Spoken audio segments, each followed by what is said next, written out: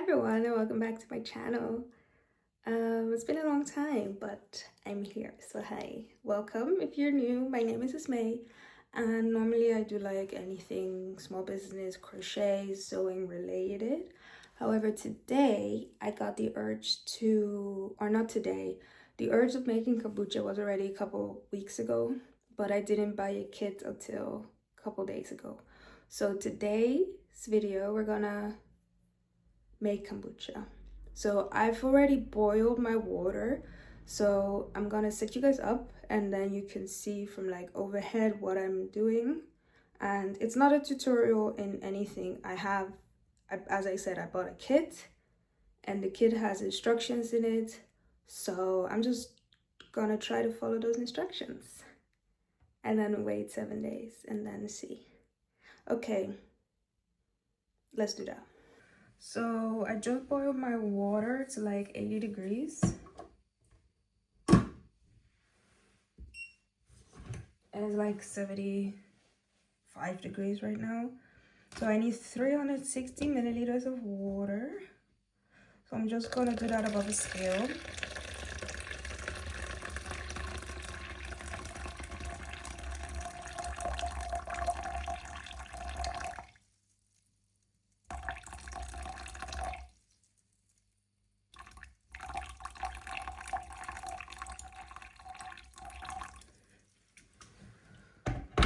I have 364, and that's perfectly fine. So the kit comes with a green tea, and it says to use both.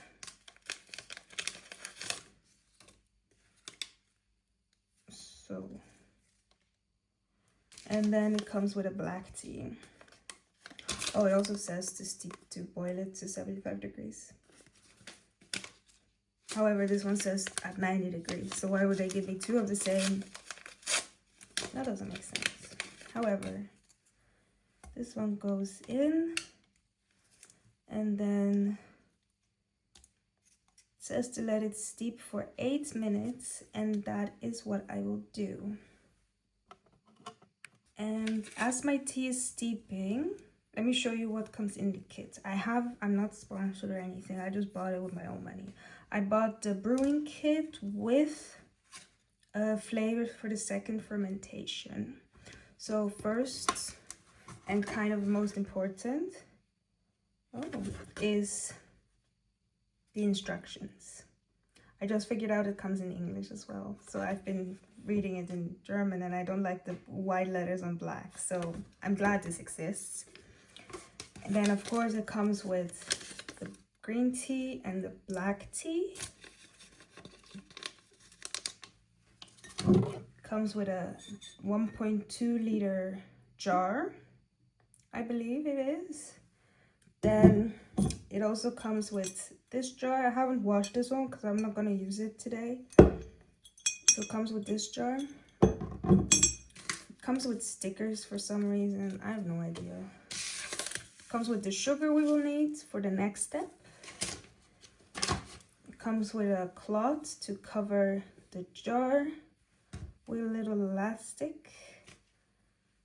Then I have my flavorings for my second fermentation. This is candied ginger. This is, what is this? Dried mango.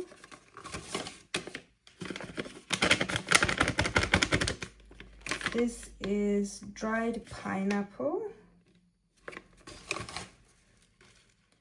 And then this is dried strawberries. So they're all dried.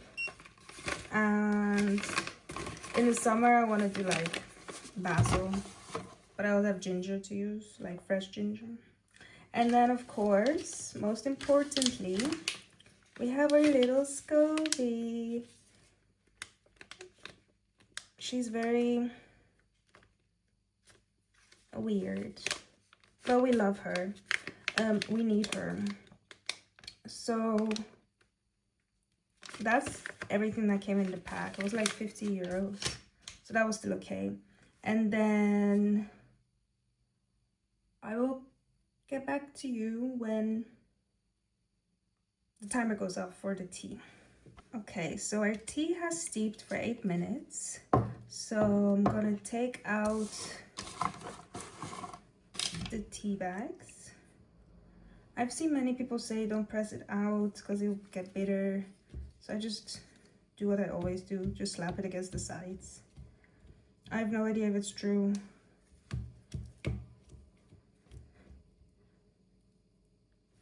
So there's our hot tea, and mixing the sugar. This is 70 grams of sugar, raw cane sugar. So the thing is that our little alien friend, our little SCOBY, our alien friend, will eat all the sugar and make it fermented and make it nice.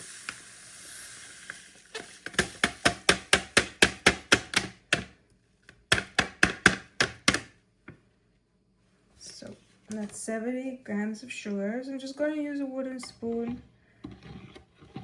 because I've read everything is fine, like plastic, glass, wood. However, you don't want to touch the SCOBY itself with metal. Now, I do not know if stainless steel is metal. I have stainless steel stuff and wooden stuff and technically plastic, but that's like a soup spoon to dish out soup. So that might not be the best idea. But they say the same thing about sourdough. Oh, don't use metal. But then I've been using my stainless steel with my starter. So do with that information what you want. Okay, all the salt, all the sugar is dissolved.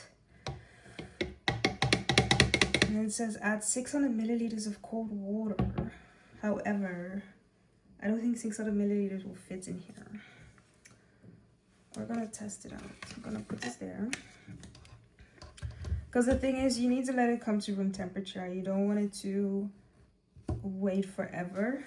So because I live in Europe, I don't think my tap water is that crazy. However, I did filter it just in case. It's the same water I use for my sourdough, and that one works fine. So I'll do 600 milliliters. If it doesn't fit, then I'll just add it to the jar.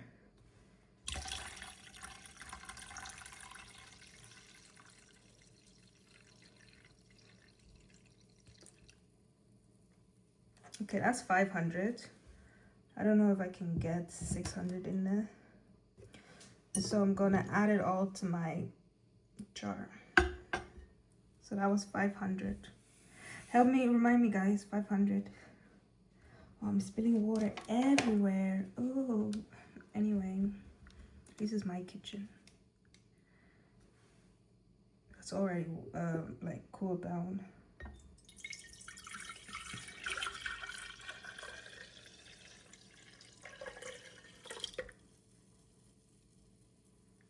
Perfect. So I'll add 100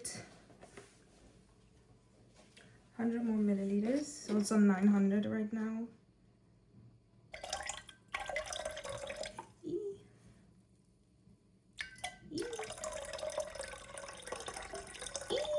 I went over.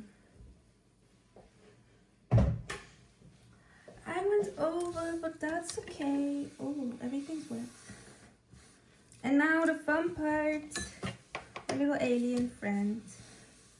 I'll take it off the scale.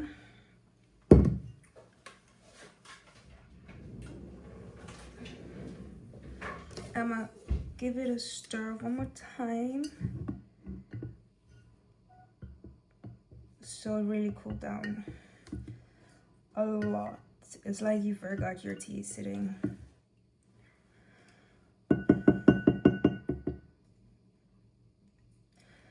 Now we're alien friends.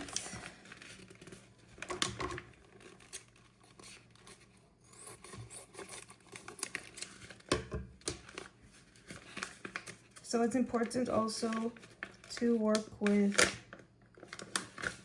clean hands. However, I do not have plans on touching it right now.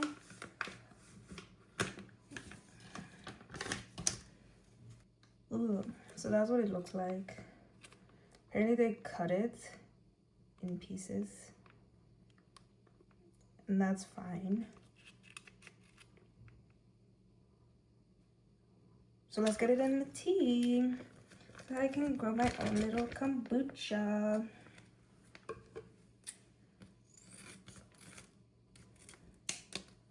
Okay, there she goes. Ooh, she smells sour. But that's good. Ooh, it's like vinegar. It's very vinegary. There she goes.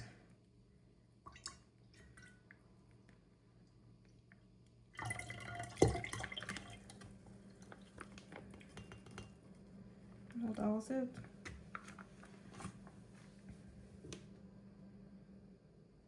That was it. So as I said, I'm not planning on touching it. At least not now. I don't want to know what it feels like.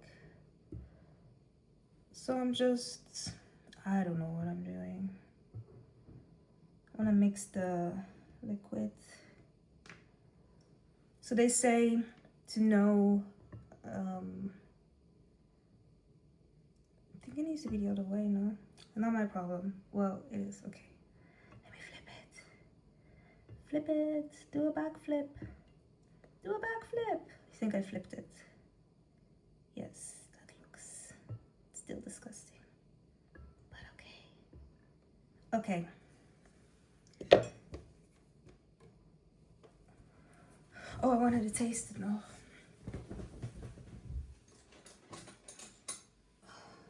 Use a clean straw and just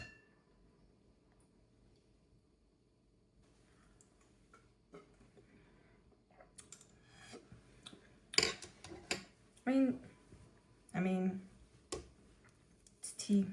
It's black tea with green tea. I don't like black tea. But anyway, today is the 20th of February. So we're gonna, I'm concerned about this cloth though, because it kind of looks like a cheesecloth.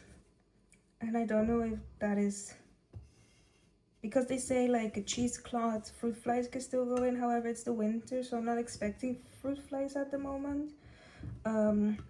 Because they're attracted to the kombucha because it's so vinegary. But I do not know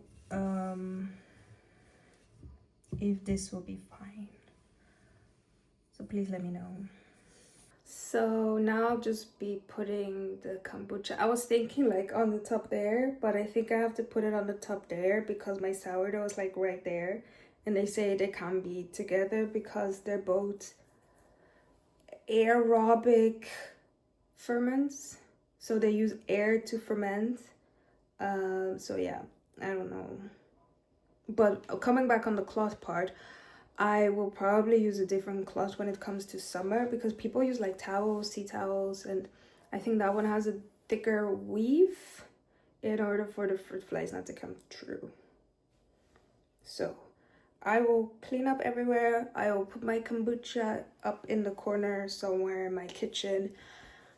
And I will give it a taste like maybe every 2 days because they say it takes 7 to 14 days, but you don't want to pass that,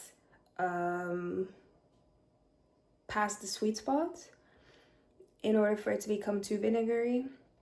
So yeah, I'll just taste it every two days or so, every day, every 2 days, depending how I feel like, if I forget about it or not. And then we can bottle them up and make extra flavors, and I'm so excited. So I want to do like a strawberry basil, I want to do like a ginger lemon, I want to do a mint when the mint is growing in the garden. I want to do that, and different juices, because the thing is I don't know how to get the chunks out of the bottle, so I probably will just juice the fruits myself and then puree it and then push it through, because I think that is better. Okay, so if you enjoyed this video, please give me a thumbs up, and if you're not subscribed, subscribe already to keep updated as to what happened with my first ever SCOBY and my first ever batch of kombucha. So yeah, I will hopefully see you next time. I'm considering on filming a crochet video, how to make little tulip keychains.